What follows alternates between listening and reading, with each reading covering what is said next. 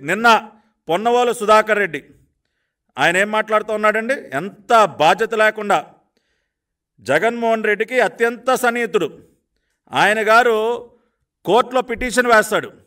Petition వేసి బయటకు వచ్చి మీడియా దగ్గరికి వచ్చి ఆయన మాట్లాడినటువంటి మాటలు ఒకసారి వింటే నిజంగా నువ్వు రాగి అని చెప్పి అమ్ముతున్నావు. ఇది రాగి వస్తువు, రాగి అని అమ్ముతున్నావు, రాగి బింది అని అమ్ముతున్నావు. రాగి బిందెలో గోల్డ్ అడల్టరేట్ చేస్తారా, మిక్స్ చేస్తారా? పోనీ గోల్డ్ దానిలో రాగి కలపచ్చు. 319 రూపాయలు ఇచ్చే నెయ్యికి 1400 రూపాయలు అయ్యే కిలో అయ్యే ఎనిమల్ ఫ్యాట్ కలిపారంటే అసలు ఇది తలలో తెలివి ఉండే ఆలోచనేనా? ఇది మనిషికి ఆలోచించాల్సిన పని ఉందా? I will show it the price of Animal fat Pig oil in the country. చూసారా ఏమంటున్నాడో?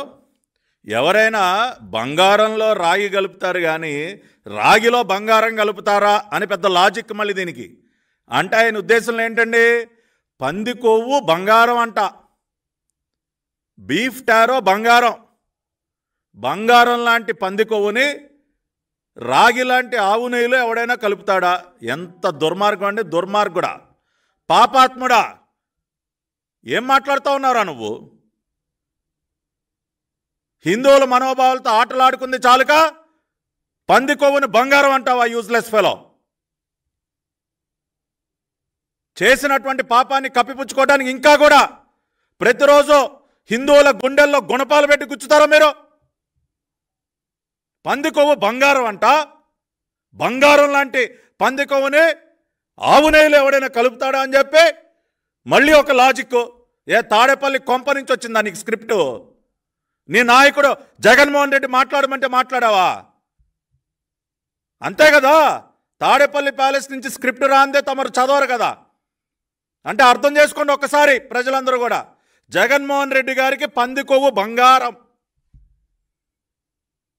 ఆయన చిలక లాంటి పొన్నవోలు సుధాకర్ రెడ్డి గారు ఆ చిలక పలుకులు పలుకుతూ ఉన్నారు. 1200 రూపాయలు విలువైనటువంటి పంది కొవ్వుని ఎవడైనా ఆవు నెయ్యిలో కలుపుతాడా అని చెప్పి మళ్ళీ సమర్థించుకునే ప్రయత్నం. ఏంటి మాట్లాడేది? ఇవాళ ఆన్లైన్లో చూడండి, యానిమల్ ఫ్యాట్ ఎంతకు దొరుకుతుందో. టాలో ఆయిల్ కేజీ 85 రూపాయలు. ఇవి చదవటానికి నాకు చాలా బాధగా ఉందండి, చదవటానికి నాకు చాలా బాధగా ఉంది. 70-80 రూపాయలకు దొరికేటటువంటి ఈ యానిమల్ ఫ్యాట్స్ని తీసుకొచ్చి ఆవు నెయ్యిలో, స్వచ్ఛమైనటువంటి ఆవు నెయ్యిలో కలిపి వీళ్ళ కాసుల కక్కుర్తి కోసం ఇంత పాపం చేసి మళ్ళీ ఈ రకమైనటువంటి మాటలు మాట్లాడతారా? టెండర్ డాక్యుమెంట్లని మార్చేసి, ఎవడు మార్చమన్నాడా టెండర్ డాక్యుమెంట్లో ఉన్నటువంటి కండిషన్స్? వైవి సుబ్బారెడ్డి సంతకం పెట్టినటువంటి రెజల్యూషన్ నెంబర్ 371 డేటెడ్ 29/2/2020 సంతకం పెట్టాడా లేదా వైవి సుబ్బారెడ్డి? ఇవాళ గతంలో ఎవరైనా కౌగి సప్లయర్స్ ఎవరైతే ఉన్నారో వాళ్ళు కొన్ని క్రైటీరియా మీట్ అవ్వాలి. 3 సంవత్సరాల అనుభవం ఉన్నటువంటి కంపెనీలే టెండర్లో పాల్గొనాలి. దానిని 1 సంవత్సరానికి తగ్గించింది ఎవరు? మీరు కాదా? 250 కోట్ల రూపాయలు మినిమం టర్న్ ఓవర్ ఉండాలి, దాన్ని 150 కోట్ల రూపాయలకి తగ్గించింది ఎవరు? మీరు కాదా? అంతేకాకుండా మినిమం కలెక్టింగ్ కెపాసిటీ 4 లక్షల లీటర్లు ఉండాలి పర్ డే, దాన్ని కంప్లీట్గా తీసేసింది మీరు కాదా? 8 టన్స్ ఆఫ్ కౌకి వాళ్ళు ప్రాసెస్ చేసేటటువంటి కెపాసిటీ ఉండాలి, ఆ కండిషన్ని తీసేసింది మీరు కాదా? ఇన్ని రకాలైనటువంటి కండిషన్స్ తీసేసి ఏఆర్ ఫుడ్స్ లాంటి ఒక పనికిమాలిన కంపెనీని తెర మీదకి తీసుకొచ్చి నందినికి తరిమేసి బయటికి ఇన్ని పాపాలు చేసి వాళ్ళు మీరు మాట్లాడతారు. అందుకనే కదా వైవి సుబ్బారెడ్డి తప్పించుకుని తిరుగుతూ ఉన్నాడు. చివరిగా ఇంకొక విషయం చెప్పి నేను ముగిస్తా. మిత్రులు దీపక్ రెడ్డి గారు కూడా ఇంకా కొన్ని విషయాలు మాట్లాడాలి. ఇవాళ ఈ దిక్కుమాలిన పత్రికలో నందిని గీని మీరు సెలెక్ట్ చేసింది కూడా రివర్స్ టెండరింగ్ విధానంలోనే కదా అని మళ్ళీ దాన్ని ఒక పెద్ద క్వశ్చన్ మార్కు. ఇప్పుడు రివర్స్ టెండరింగ్ విధానాన్ని రద్దు చేసింది మొన్న సెప్టెంబర్ 15వ తేదీన. ఇదిగోండి జీవో నెంబర్ 40. ఎన్డీఏ కూటమి ప్రభుత్వం రివర్స్ టెండరింగ్ విధానాన్ని ఎప్పుడు రద్దు చేసింది? సెప్టెంబర్ 15న. నందిని గీ మళ్ళీ వాళ్ళని తిరిగి సరఫరా పునరుద్ధరించడానికి మళ్ళీ టెండర్ పిలిచింది ఆగస్టులో. అప్పటికి రివర్స్ టెండరింగ్ విధానం అమల్లోనే ఉంది. సో ఆ రివర్స్ టెండరింగ్ విధానం అమల్లో ఉంది కాబట్టి మళ్ళీ ఆ పద్ధతినే ఫాలో అవ్వాల్సి వచ్చింది.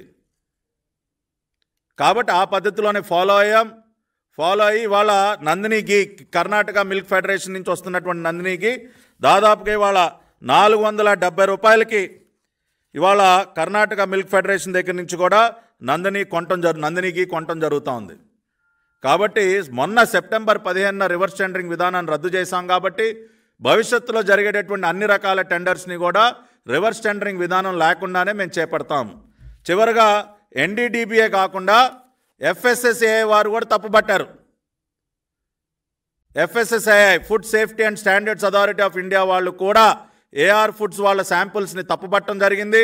ఎఫ్ఎస్ఎస్ఏఐ వాళ్ళు కూడా నోటీసులు ఇవ్వటం జరిగింది. కాబట్టి ఈ వాస్తవాలన్నీ దయచేసి అర్థం చేసుకోండి. లోకేష్ గారి ట్వీట్ని ఊరికనే దానికి వక్ర భాషను చెప్పటం, ఏదో లోకేష్ గారు ఓ మాట, చంద్రబాబు నాయుడు గారు ఓ మాట, ఇటువంటి 4 మాటలు ఉండవండి. వాస్తవాలు ఎప్పుడు ఒకలాగానే ఉంటాయి. చంద్రబాబు నాయుడు గారు కూడా ఆ రోజున ప్రెస్ మీట్లో చాలా స్పష్టంగా మొత్తం 8 ట్యాంకర్ల గీ ఏఆర్ ఫుడ్స్ నుంచి వస్తే 4 ట్యాంకర్లను వాడారు. 4 ట్యాంకర్ల శాంపుల్స్ ఎన్డీడీబీ రిపోర్ట్ ద్వారా ఎప్పుడైతే రిజెక్ట్ అయ్యో వాటిని ఆపేశారని చెప్పారు. అదే విషయాన్ని లోకేష్ గారు కూడా ఆయన ట్వీట్ ద్వారా చెప్పారు. కానీ ఎక్కడా కూడా 2 మాటలు లేవు.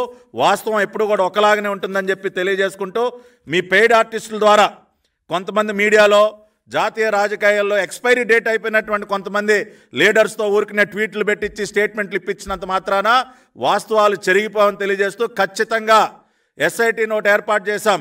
ఐజీ స్థాయి అధికారితో ఇన్వెస్టిగేషన్ చేస్తాం. దీనికి బాధ్యులైనటువంటి వారందరినీ కూడా కఠినంగా శిక్షిస్తామని కూడా తెలియజేస్తూ మీ అందరి దగ్గర సెలవు తీసుకుంటున్నాం.